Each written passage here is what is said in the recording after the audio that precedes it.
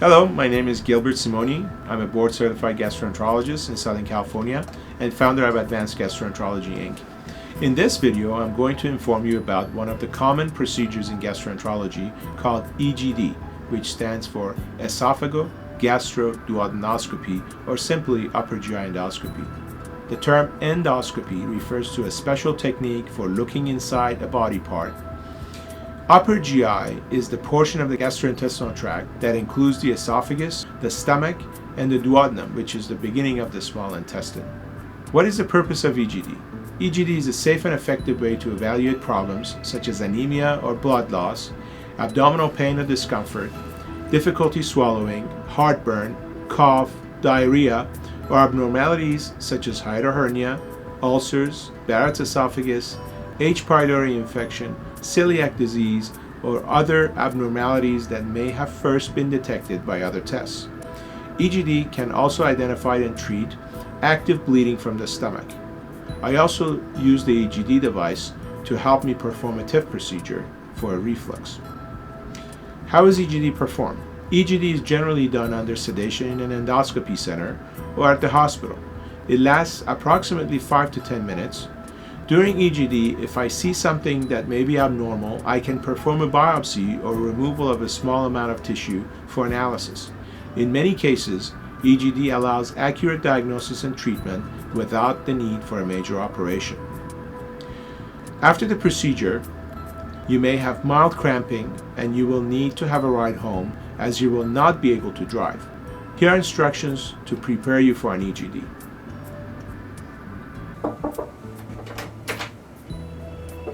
How are you? Hi, I'm good, thanks.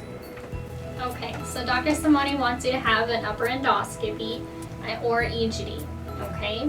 5 days prior to your upper endoscopy, you're gonna stop any aspirin products, blood thinners, okay? That includes any ibuprofen, Aleve, Excedrin, Advil. That includes any multivitamins with iron or fish oil. But Tylenol is okay if you need it for pain, okay? Also, if you do smoke, you're going to stop that 5 days prior as well, okay? The day before your procedure, you're just going to go about your normal day, continue with your meals, normal meals, but it's nothing to eat or drink after midnight, okay? Also, if you do have any necessary medications to take in the morning, like blood pressure medications or diabetes medication, it is okay to take, but with a little sip of water. Okay. If you have any questions, please call our office at 805-719-0244, or any additional information can be found on our website, www.agimedical.com.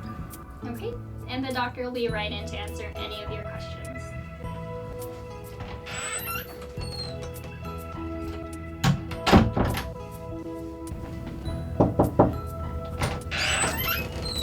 Hi, Hi.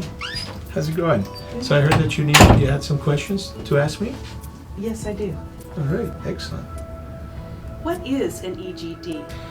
EGD, it's a procedure during which I use a thin, flexible scope. We pass it through the mouth and we look at the lining of the esophagus, the stomach, and the first part of the small intestine.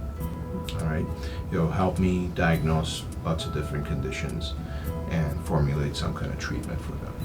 What happens when I arrive at the endoscopy unit? Very good question. Once you arrive at the endoscopy center or the hospital, those are the two places we usually do the endoscopy at, the nursing staff will take you in. They will check your vitals. They will check your blood pressure, your heart rate, temperature, oxygen saturation, and then they will put an IV catheter through your arm. And through the IV catheter, we can give you anesthetic or sedatives. Okay, the procedure itself takes somewhere between 5 to 10 minutes. All right, the safest way to do the procedure is actually when we use an anesthesiologist to give you anesthetic, but that depends on your insurance plan. Some insurance plans don't cover that, so you may want to check with your insurance, and you can make arrangements. If they don't pay for an anesthesiologist, you can talk to the anesthesiologist or the anesthesia group beforehand and make those arrangements. All right. If you want to learn a little bit more about this and find out what your options are, you can actually go on to a website called www sedationfacts.org. Your other alternative in that case would be for me to give you some sedatives which make you relax and sleepy so that we can do the procedure. All right? What can be done during my procedure, and what are the benefits? Well, the endoscope can actually allow me to perform many different life-saving procedures and techniques to enhance your quality of life. All right? I do the endoscopy for several different reasons. All right? The most common reason why we do the endoscopy is because of gastroesophageal reflux or epigastric discomfort. We can see precancerous conditions such as Barrett's esophagus or anatomical changes like a hiatal hernia. Other things that we look for are changes in the stomach, such as ulcers or signs of bleeding. If I find those things, I can do biopsies and I can stop the bleeding by cauterizing the ulcer. There is one thing that can actually cause ulcers and cancer in the stomach. It's called H. pylori. Even if the stomach lining looks normal, we generally do some biopsies to make sure you don't have that bacteria. We also look in the small intestine to look for, again, ulcers or some other precancerous conditions such as celiac disease, which also may not show visibly under the endoscopy, but once we do biopsies and look under the microscope, can tell us whether somebody has celiac, which is a sensitivity towards gluten. All right, all of these procedures can help with diagnose and treat your symptoms and prevent cancer later on in life. What happens after the procedure? What are some of the risks? Well, after the procedure is done, we bring you out to the recovery area, either from in the hospital or the endoscopy center, where we monitor you, make sure you wake up and you don't have any discomfort. You may have a little bit of abdominal cramping or discomfort, which generally goes away after you belch or pass gas. All right. You may have a little bit of irritation at the site of the IV or a sore throat. Those also are temporary and go away within 24 hours.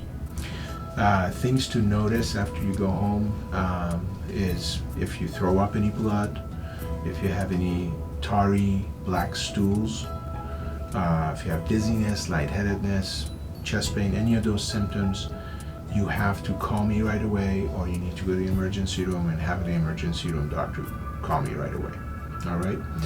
There are some risks of doing endoscopy. As I mentioned, the most common ones are the cramping or bleeding, but there are some other serious complications that can happen. They're very rare. The chance of having serious problems later on and not doing the endoscopy is far more common than having any of those complications that are listed in your consent form. And you can read that and review it, take it home with you. All right? And it lists all the textbook complications that could possibly happen. All right? Once you get home, you should relax, have some liquids, and you should feel fine within 24 hours. Also, what we recommend is not to drive, because you're still going to have some effect of the sedation afterwards. That's why we have somebody drive you home. All right? If you have any other questions, or you come up with any questions or concerns that we haven't answered, or something that you haven't thought about, I will see you before the procedure, and you can ask me any questions you would have at that time also. All right? To answer all your questions?